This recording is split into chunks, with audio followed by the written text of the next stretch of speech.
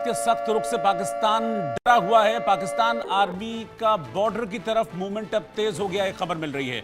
Border की तरफ जाते दिख रहे हैं पाकिस्तान के मिलिट्री वाहन। रावलपिंडी में सेना के वाहनों की भारी आवाजाही इस वक्त देखी जा रही है और वाहनों पर भारी सैन्य उपकरण भी देखे गए हैं। इस वक्त की ब्रेकिंग न्यूज, तो पाकिस्तान को पता है कि भारत कुछ बड़ा करेगा और कल जब प्रधानमंत्री नरेंद्र मोदी ने यह कह दिया कि हम मिट्टी में मिला देंगे और दुनिया के आखिरी कोने तक हम पीछा नहीं छोड़ेंगे, उसके बाद तो आप समझ लीजिए कि डर जो है वो दहशत और खौफ में बदल चुका है। और इसीलिए अब जबरदस्त सैन्य मूवमेंट पाकिस्तान में देखा जा रहा है। जितनी आर्मी, जितने फोर्सेस, ये जितनी अनप्रोफेशनल आर्मी है पाकिस्तान की, ये सब अपने सैन्य उपकरणों के साथ बॉर्डर पर जा रहे हैं। ये वो पाकिस्तान की आर्मी है जो बलूचिस्तान में बलोच लड़ाकों से पिट गई थी। ये भारत से लड़ने के सपने देख रही है, भारत से बचने के सपने देख रही है। खैर, सपने देखने की सबको इजाजत है। और अब इन्हीं सपनों के साथ कि पाकिस्तान की अनप्रोफेशनल आर्मी, में फिर कह रहा हूं, पाकिस्तान की अनप्रोफेशनल आर्मी अपने थर्ड ग्रेड सैन्य उपकरणों के साथ बॉर्डर की तरफ मूवमेंट कर रहे हैं। मेरे साथ सत्येंद्र दुग्गल जी भी हैं।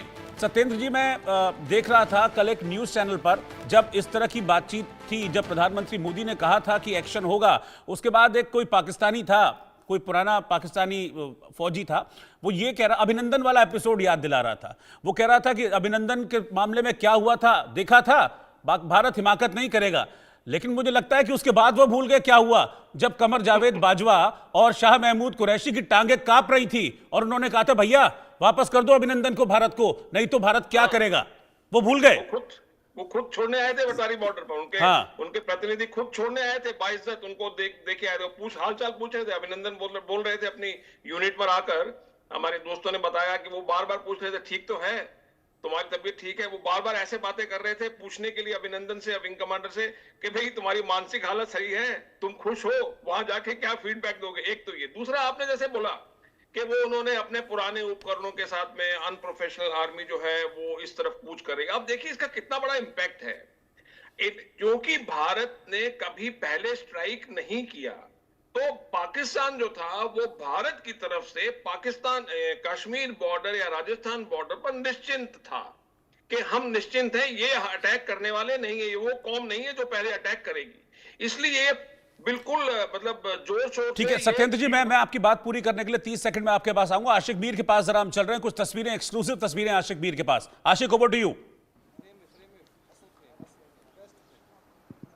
देखिए, बिल्कुल जिस जगह पर हम मौजूद है ये पहलगाम का बसीगढ़ इलाका है और तस्वीरों के जरिए आपको दिखाएंगे कि भारतीय सेना का फाइटर जेट जो है साफ तौर पर दिख रहा है। विमान, ये जो है तस्वीरें आपको दिखाएंगे फिरोज यहां से कि किस तरह से भारतीय सेना का फाइटर जेट जो है इस समय एक मिनट एक और बड़ी खबर, एक और आतंकी को मिट्टी में मिला दिया है। बांदीपोरा में एक आतंकी ढेर कर दिया गया। इस वक्त की ब्रेकिंग न्यूज, बड़ी खबर। तो मिट्टी में मिलाने की शुरुआत हो गई थी, अब एक एक करके इन आतंकियों का कब्रिस्तान बनेगा।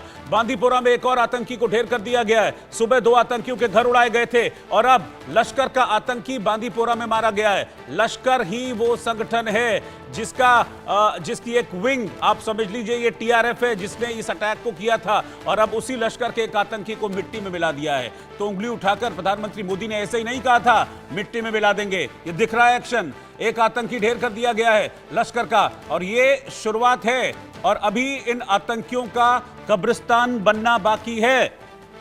सत्येंद्र जुग्गल जी, मैं आपके पास आऊंगा, लेकिन उससे पहले मैं आशिक के पास चल रहा हूं। आशिक, अभी कब्रिस्तान बनेगा इन आतंकियों का, एक से कुछ नहीं होगा, अभी लाइन लगेगी इन आतंकियों की, एक एक कर सबको मार गिराएंगे।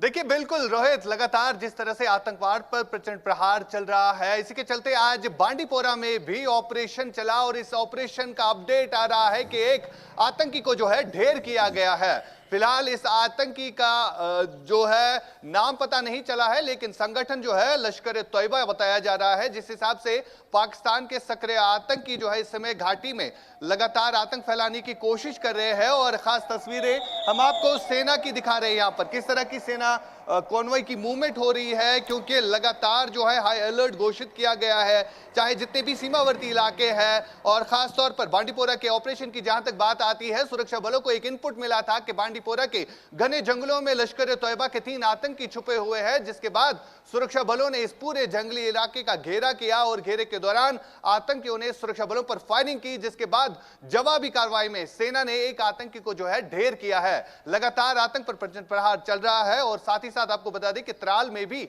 आदिल और आसिफ नामी जो आतंकी इस पहलगाम हमले में मुलव्वस है, उनके घरों को भी जो है एक्सप्लोसिव से उड़ा दिया गया है। और काफी ज्यादा आतंकवाद की जहां तक बात आती है, जो कश्मीर में जो है लगातार एंटी टेरर ऑपरेशन चलाए जा रहे हैं, चाहे हम उड़ी सेक्टर की बात करें या। ठीक है, मैं अजय जांडियाल के पास चल रहा हूं। अजय जांडियाल भी इस वक्त मेरे साथ हैं। अजय के पास में चल रहा हूं। अजय, क्योंकि ये लश्कर का आतंकी था जिसको मारा गया है बांदीपोरा में, जिसको मौत के घाट उतारा गया है, क्या इसका कोई कनेक्शन था पहलगाम हमले से? मैं इसलिए पूछ रहा हूं क्योंकि ये लश्कर का भी था।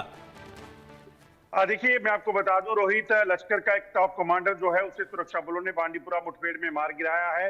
और यकीनन लश्कर का आतंकी था, तो इस वक्त जो बड़ा हमला पहलगाम में हुआ था उसमें ये तमाम आतंकी जो है वो कहीं ना कहीं एकजुट होकर इन हमलों को अंजाम देने के लिए लगे हुए थे।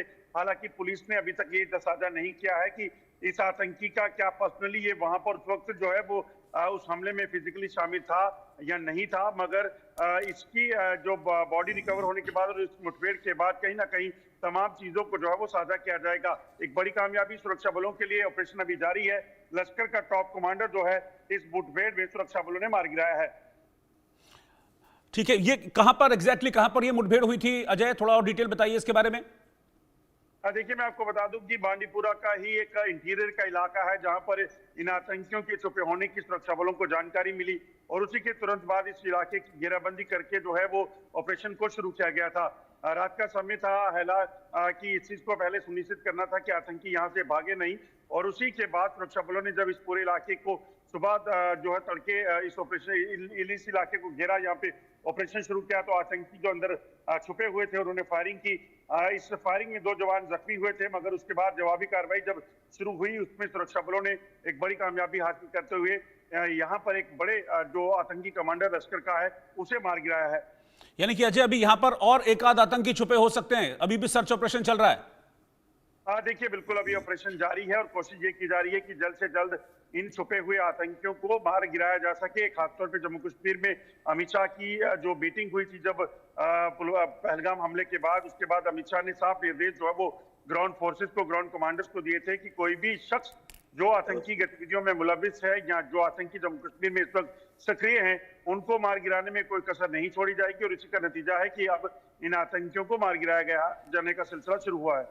ठीक है, मैं अपने मेहमानों के पास चलता हूं। इससे पहले जनरल माथुर और कमांडर दुग्गल, मैं आपसे पहले ही माफी मांग लूं कि मुझे बार बार आपको रोकना पड़ेगा, क्योंकि मिट्टी में मिलाने की शुरुआत हो चुकी है आतंकियों की और हम लगातार इस खबर को दिखाते रहेंगे। एक ब्रेकिंग न्यूज और आ रही, फिर आता हूं आपके पास। पहलगाम हमले को लेकर एक बड़ा खुलासा हुआ है। लश्कर के डिप्टी चीफ सैफुल्लाह के आदेश पर यह हमला हुआ था। सैफुल्लाह के आदेश पर 5 कमांडरों ने यह प्लानिंग की थी, यह खबर सूत्रों के हवाले से मिल रही है। पहलगाम हमले को लेकर फरवरी में पहली बैठक हुई।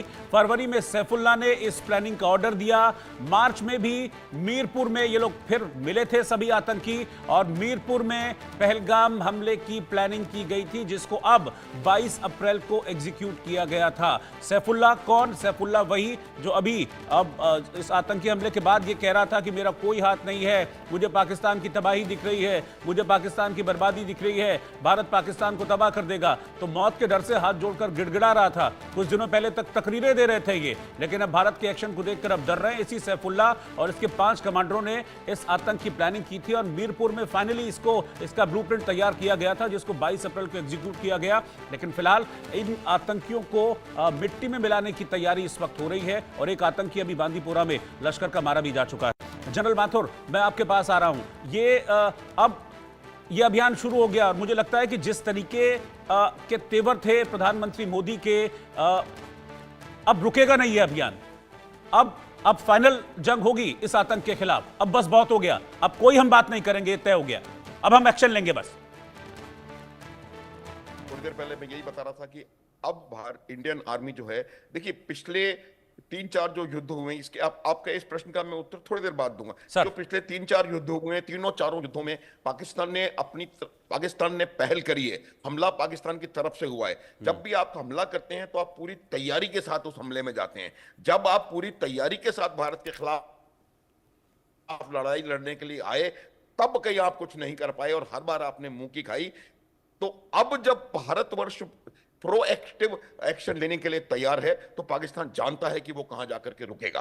अब प्रश्न जहां तक वैली के अंदर है, देखिए वैली के जब जो घाटी है, कश्मीर घाटी है, वहां पर 3 तरीके का बहुत इफेक्टिव डिप्लॉयमेंट फोर्सेस का होता है। एक होता है काउंटर इन्फिल्ट्रेशन ग्रिड, जो कि बिल्कुल लाइन ऑफ कंट्रोल के साथ साथ है, और पूरे पोस्ट पिकेट्स वहां पर बने हुए हैं, और उनका काम है कि इन्फिल्ट्रेशन को रोकना, और कई इन्फिल्ट्रेशन होता है तो जो नियर बाय एरियाज हैं वहां पर उनको न्यूट्रलाइज करना। दूसरा होता है काउंटर टेररिज्म ग्रिड। तो काउंटर टेररिज्म ग्रिड जो है वो कुछ थोड़ा हिंटरलैंड में और हर जगह ऐसी जगह पर बनाया जाता है जहां पर के उनके आने के, छुपने का, लॉजिस्टिक्स लेने का और इनका और वहां से ऑपरेट करने का उनका अंदेशा होता है। तो ये एक बहुत इफेक्टिव ग्रिड है, और इस इफेक्टिव ग्रिड के सबसे बड़ी जो एसेट होती है वो ये होती है कि ये over a period of time ये एक बहुत सॉलिड इंफॉर्मेशन नेटवर्क वहां पर बना लेते हैं। और वो जो इंफॉर्मेशन नेटवर्क है रोहित, उसी इंफॉर्मेशन नेटवर्क से इनको लगातार रियल टाइम इंटेलिजेंस मिलती रहती है।